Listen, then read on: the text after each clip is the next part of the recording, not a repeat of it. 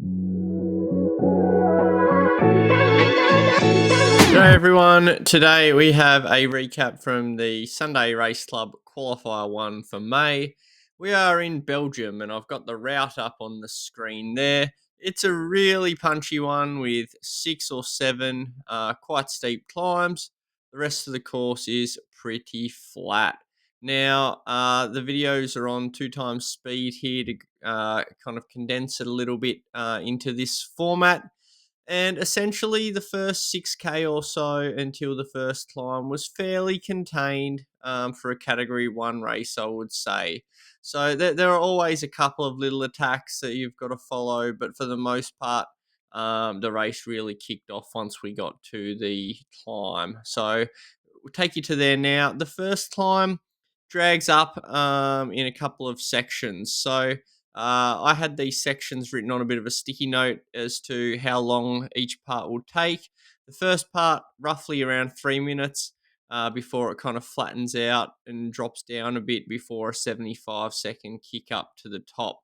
So I've had some horrible memories on this course with the old dynamics. You'd have to work so hard on the flat that by the time you got to the climbs, your punch was just completely blunted. So I had some demons, and I was kind of hoping to put them aside and have a good race with the new dynamics. Looking at the start list today, I thought that there might be some chance I could finish in the top 10. There are a couple of key names missing, and a couple of key names I thought might be a little bit tired after their events and such on the weekend. So there was a little breakaway that we gave a gap prior to the climb. There they are, just up ahead. You can see like we're pushing on pretty hard at this stage right now, but for the most part, it hasn't been out of control, I would say.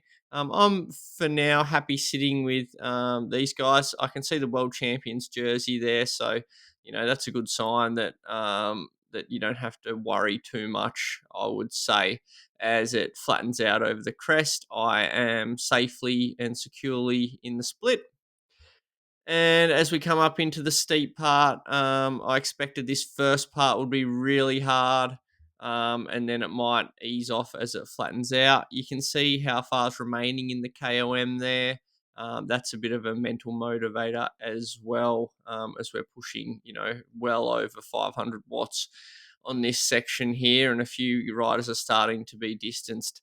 Now, it was here where I started to realize I was feeling pretty good and I started to see dollar signs in my mind. Now, if I was actually attempting the KOM, I would have started from the back, and I had no idea if anyone had started from the back, but I had a sprint to hit the line first, but I wasn't the fastest. Kaminsky had started from behind to get the FTS, so that was a little match wasted, I guess you could say. But, I was in the right place at the right time, thought I'd have a crack. Now, I've seen this course before where riders like to continue on after the climbs. And actually, this is pretty much where the winning move of the day happens. And Jason Osborne goes, that's the winning move. No one responds initially. And then in a moment, which I didn't even see, Ollie Jones attacks. And well, I did see, but I thought because we bought whoever this was back that was it. But no, it's quite ironic. I had a lot of comments in the last video saying that some riders like to kind of once I got away that they like it and they don't even bother chasing. It's basically exactly my mindset there. Jason went away and I was like, great, now hopefully the race can settle down a little bit. Um, and we're coming into the next climb at about the 18-kilometer mark. Again, had a chance to recover at times, but there were some attacks, as there always are. Now, I've got this view on specifically view 8 today because I've noticed a few times on the main view that I can either slip in front or slip almost out of the draft without realizing, whereas this gives you a really good view of where you are. And I thought on a punchy course like this, it would be pretty important to be able to time that in a way that I'm not hitting the front and wasting energy, because these climbs are so kind of repetitive that I felt like for me to be a chance today, I needed to be efficient and not waste anything on these rises. To get over the next one, I needed to not burn too many matches. So I've chosen that one, and you can see the little cursor over him.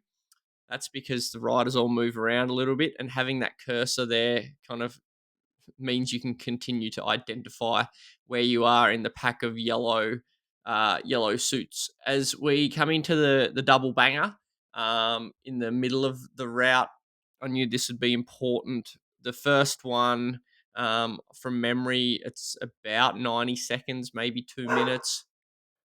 So we're heading up over into this one, and heart rate's still pretty in control. I think from memory, I remember this one being maybe easier than I expected. It's not an official KOM, so none of the guys were going for prize money or anything like that.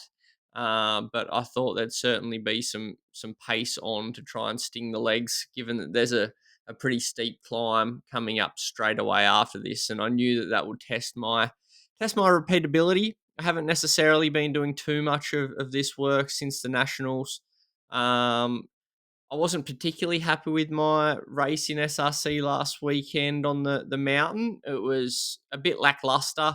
I think because I had a couple of little holidays, the training been a little bit sloppy since nationals, and deservedly so.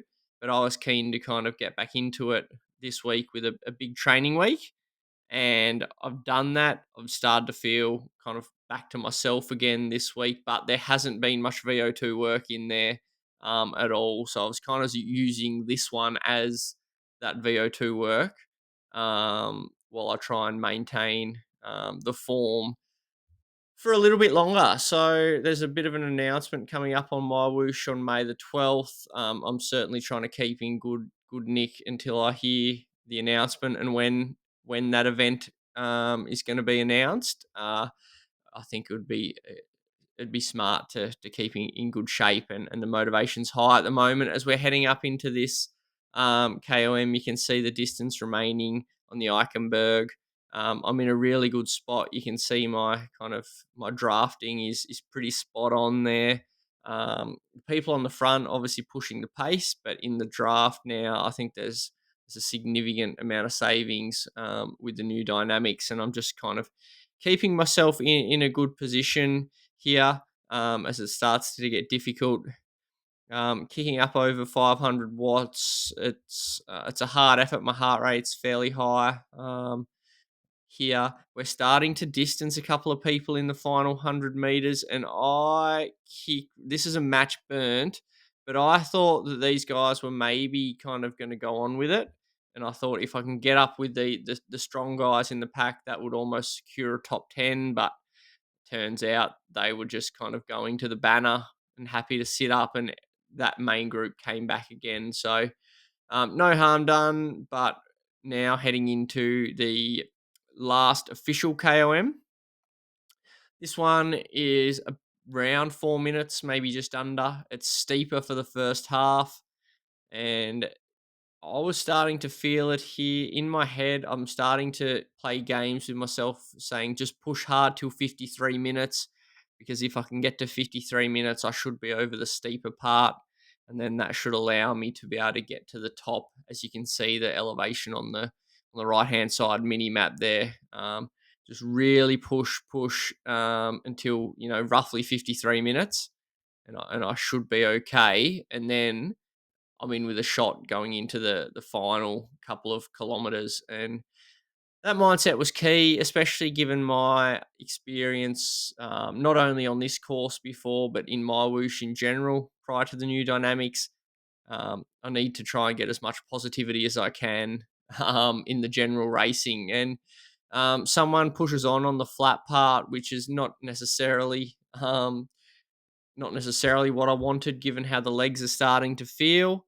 But we were able to respond, no dramas. And we head up into the final kick of this one, and once again, the power's going up.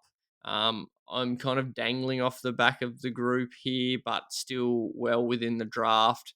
And again, that remaining to the KOM is a nice little motivator that the effort doesn't have to continue for too much longer at this stage. The fewer people in the pack, the harder it is to draft, the more dangerous each little move is. So, a couple of guys tried to get away at this stage, but it all came back together. Into the steep climb towards the finish, I was really switched on for this.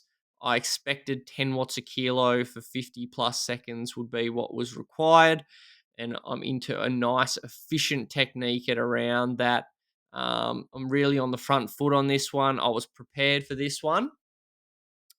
Probably not as prepared for the final climb, though, unfortunately. So I downshift here, lose a little momentum, and I feel like on the right it's flat, but it's still going uphill. And I just kind of make contact there with the guys. We've distanced a couple of riders, so I now know at this stage I'm in the top 10. So I'm pretty happy with this. Now, unfortunately, I'll probably get in a slightly bad mindset. I'm not as switched on for the final, just not believing in myself quite enough. As we come into the last pinch, I was cooked, definitely, but I kind of just let the wheels go in a moment here without kind of fighting for it. And I just fight to try and hold off the guys we distanced on that climb a K beforehand. So I'm happy with the result, but I feel like there's still a belief element that I need to take into some of these mileage races, and I might have been able to do something more. Maybe not. The guys who finish ahead of me are bloody amazing riders, and ninth place it is for me today. As I said, I didn't realise Ollie was up there too, so nice win from him. I thought I was probably finishing eighth there. It's a solid result and I'm happy with it, but there's still a few things that we can work on. And looking forward to seeing some of the courses we've got in store for the rest of the month. Cheers for watching. Also nice to see Gatesy get his first win in the Sunday Race Club yesterday. So pretty stoked for him. Catch you next time.